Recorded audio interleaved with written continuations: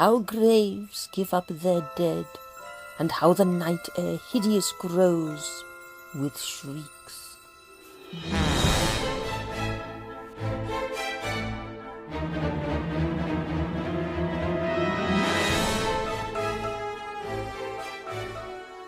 So, Rebecca, there's lots of people who are doing at the time who are writing these penny dreadfuls, and they're quite popular. Some of them are anonymous. Elizabeth Braddon writes some that seem to be very much like this.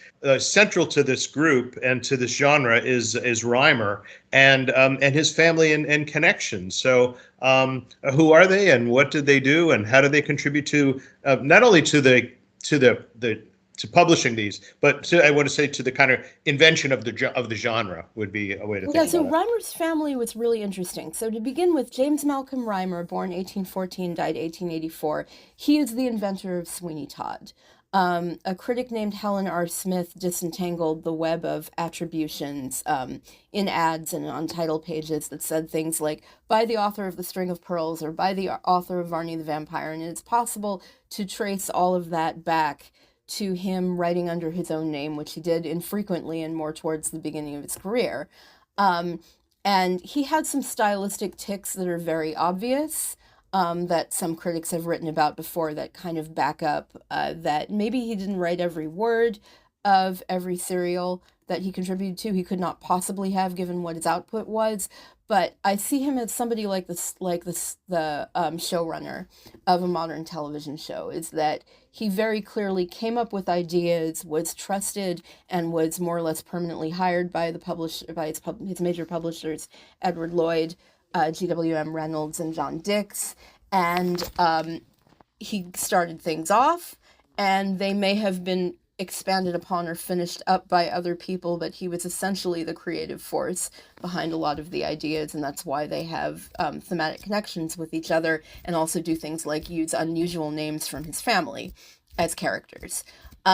So he invented Sweeney Todd in the sense that he wrote the short, modest 18 installment serial, The String of Pearls, a romance, which appeared in the People's Periodical and Family Library, a tabloid-size penny newspaper for working people that primarily consisted of fiction. He did this in 1846 to 1847, which was the height of the Irish Great Famine. So issues about consumption, economics, and people exploiting each other were huge at that time. And then that was later adapted to the stage by Pitt in 1847. It remained on a staple in the London and provincial repertory for approximately 100 years after that, and maybe a little bit longer if you think of the Sondheim musical as part of that tradition.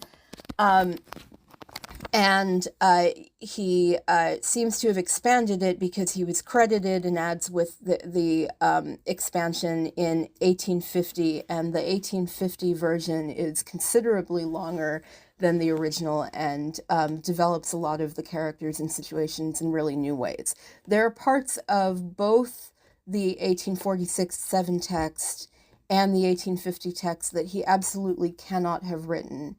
As the critic Dick Collins has said, one section of the original People's Periodical text was written when he was tied up in personal bankruptcy court, and clearly is written by somebody else who doesn't have a grip on what the rest of the plot is, and the characters and events in it, some of them are never seen again, and the action in that section doesn't match the chapter titles that must have been determined in advance.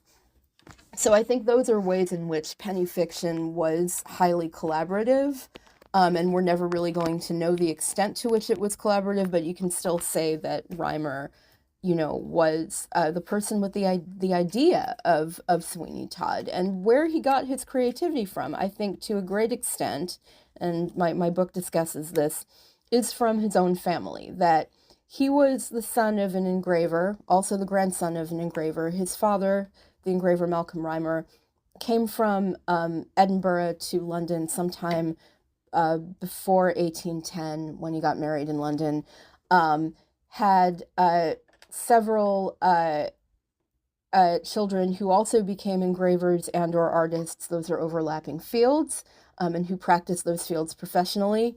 And his wife, James Malcolm Rymer's mother, was a milliner who lists herself as a milliner in the census. So these were working people, and they lived in initially in Clerkenwell, which was one of the poorest parishes in London, but also kind of known as this hotbed of artisan intellectualism and radical activity. So connected to things like spot fields, and the people, various political prisoners were imprisoned in the Clerkenwell House of Correction, or the Steel, which was short for Bastille. And there is a point when Rymer, as an adult, but before he wrote Sweeney Todd, lived directly across the street from this. So from the entrance to that prison. So that was his immediate context when he was growing up. And one of his brothers became, I think, a very successful artist who worked with people like the cartographer Christopher Greenwood. His name was Gavin Rymer. He died in 1842, which was just when James Malcolm Rymer's literary career was taking off. And another brother, Thomas Rymer, used his engraving skill to transform 1-pound notes and 5-pound notes. And the first time he did that, he was transported to the colonies in Australia. And then he just kept doing it again and again. And he was rearrested in Van Diemen's Land, Tasmania, and in New South Wales, over and over again from about 1839 when he first arrived until 1865, which is the last record of him going into prison I can find. Sadly, I didn't find a record of him coming out of prison, so he may have died there.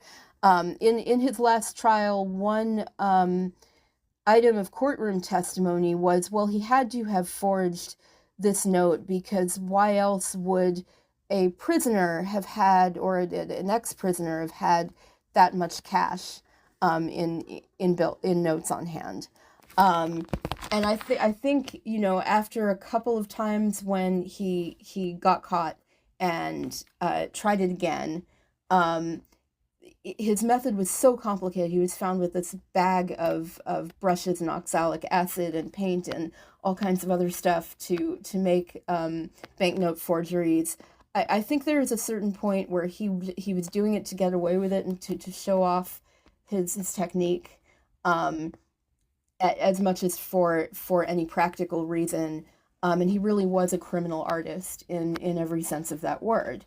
And there's something very subversive about that. So when Sweeney Todd is also turning, one type of material, human bodies, into a different type of material, which is more valuable for sale, he's doing something that's very similar to what Thomas Rymer was doing. He is doing counterfeiting, and he kind of demonstrates maybe why early in James Malcolm Rymer's lifetime, and thankfully not at the point when his brother was first arrested, the penalty for counterfeiting was death.